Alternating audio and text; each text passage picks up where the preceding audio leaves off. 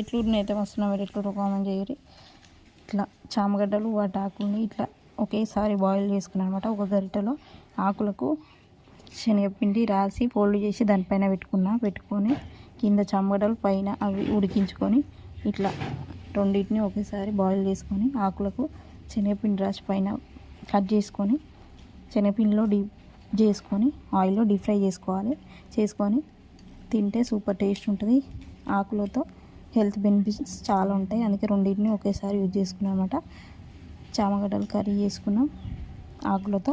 ఇట్లా వర్షానికి చల్లచల్లగా వర్షానికి వేడివేడిగా తినడానికి ఇట్లా చేసుకున్నాం అనమాట. సూపర్ ఉంది. మీరు ఏం చేసుకోరు వర్షానికి కామెంట్ చేయరు. నచ్చితే లైక్ చేయరు, షేర్ చేయరు, సబ్స్క్రైబ్ చేసుకోరు. టేస్ట్ మాత్రం చాలా బాగున్నాయి. ఒకసారి ట్రై చేసి చూడరు. ఈ ఆకులతో ఈజీ ప్రాసెస్. ఇట్లా విడిగా ఉడికించుకోవాలంటే రైస్ కుక్కర్ అవి పెట్టుకోవాలి కదా, లేకుండా ఇది అయితే ఈజీ.